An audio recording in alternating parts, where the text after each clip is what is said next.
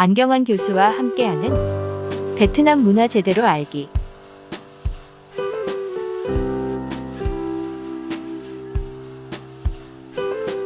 제4화 베트남의 도로명을 알면 역사가 보인다.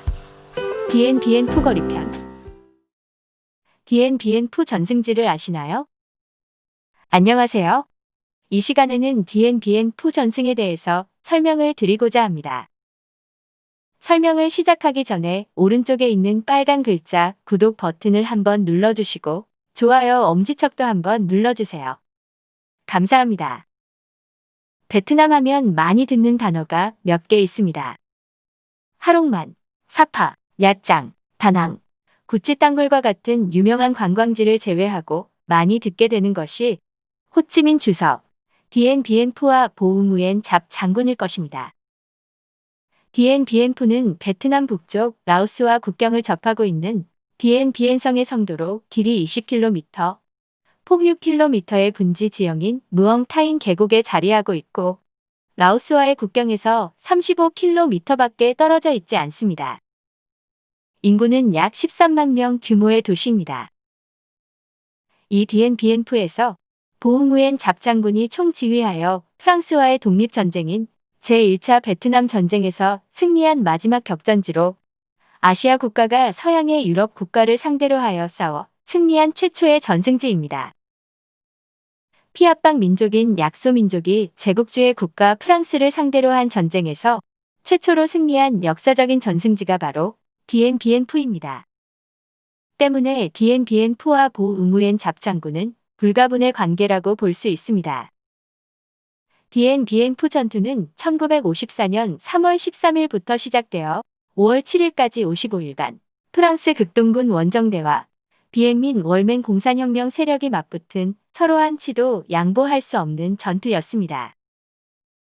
제2차 세계대전에서 프랑스를 밀어내고 베트남을 점령하고 있던 일본이 패망하였고 일본의 항복 전 미국, 영국, 소련은 1945년 7월 26일 독일 포츠담 회담에서 합의한 결과에 따라 베트남에서의 일본군 무장 해제를 위해 북위 16도선, 북부에는 15만 명의 중국 국민당군이, 남부에는 7,500명의 영국군이 주둔하게 되었습니다.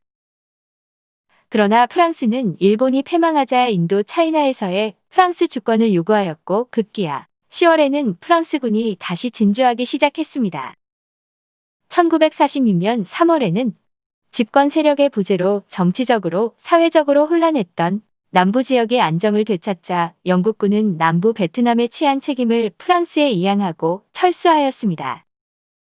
한편 북부에서는 무질서한 대규모 중국군의 약탈로 인해서 베트남 국민들은 일본군이 점령했을 때보다 더 많은 피해를 입었습니다. 약탈자로 변한 중국 국민당 군대는 공산 세력인 호찌민이 이끄는 독립 세력과 마찰이 심화될 수밖에 없었습니다. 결국 프랑스는 1946년 2월 말 중국 충칭에서 장제스 국민당 정부와 협정을 맺어 북부 베트남에서의 프랑스 주권을 인정받고 3월 말까지 중국군이 완전히 철수하기로 했습니다. 이제 남부의 영국군, 북부의 중국 국민당군이 모두 철수함으로써 베트남에 다시금 프랑스의 지배가 시작된 것입니다. 호찌민 주석은 8월 혁명을 성공시키고 1945년 9월 2일 독립을 선언하고 베트남 민주공화국을 탄생시켰으니 한나라의 지배 세력이 두 개가 생긴 것입니다. 하늘의 태양이 하나뿐이듯 한나라에 두 개의 지배 세력이 있을 수 없는 것입니다. 그런데 나라를 세우고 통치 기반을 다져나갈 즈음에 프랑스군이 다시 진주하게 된 것입니다. 베트남 독립 세력 입장에서 보면 최악의 시나리오가 전개된 것입니다. 일본이 프랑스 세력을 베트남에서 밀어냈고 일본이 제2차 세계대전에서 패했습니다. 신생 베트남 민주공화국 호찌민 정부는 조직도 제대로 구축하지 못한 상태에서 북위 16도 선을 경계로 남부에는 영국군, 북부에는 중국 국민당군이 진주하여 일본군의 무장 해제와 치안을 담당했었으나 각각 프랑스의 베트남에서의 주권을 인정해주고 철수해버린 것입니다. 그 와중에 1946년 11월 23일 하이퐁에서는 프랑스군이 한포 사격을 가하고 공습을 감행하여 민간인 1천여 명이 사망하고 하이퐁이 점령당하는 사건이 발생했습니다. 이 사건으로 제1차 베트남 전쟁이 발발하게 되었습니다. 이제 호찌민 주석으로서는 선택의 여지가 없었습니다. 독립을 위해서는 프랑스와 일전을 겨룰 수밖에 다른 방법이 없었습니다. 중국 공산당의 후원을 받는 호찌민 주석이 이끄는 신생 정부와 프랑스와의 전쟁이 시작된 것입니다. 이때부터 약 8년에 걸친 프랑스와의 전쟁은 프랑스 공군 요새인 디엔비엔푸에서 마지막 전투가 벌어졌고 프랑스는 1954년 5월 7일 무조건 항복을 하였습니다. 이로써 베트남은 프랑스로부터 완전한 독립을 달성하게 되었던 것입니다. 프랑스군은 1600명이 전사, 4800명이 부상, 8000명이 포로로 잡혔습니다. 호찌민 주석 군대의 완전한 승리였습니다. 그리고 10월 10일 호찌민군은 수도 하노이를 수복하였습니다. 프랑스가 베트남에 패하자 1954년 7월 20일 체결된 제네바 협정에 따라 베트남은 북위 17도선을 경계로 남북으로 분단되었습니다.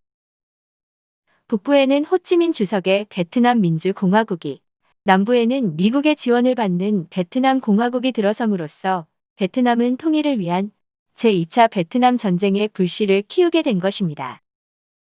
디엔비엔푸 전투는 보응우엔 잡장군이 작전을 총지휘한 세계 전쟁사에 길이 남을 기적과 같은 전승지입니다.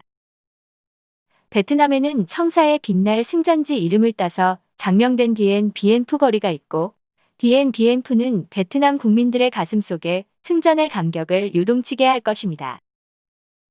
디엔비엔푸 전투는 1597년에 충무공 이순신 장군이 이끄는 조선 수군이 명량해전에서 12척의 전선으로 외선 133척과 맞서 승리함으로써 역사의 분수령을 만든 것과 같은 전투였으며 신생국 베트남이 강국 프랑스를 상대로 싸워 대승한 한국의 울돌목과 같은 전승지입니다. 감사합니다.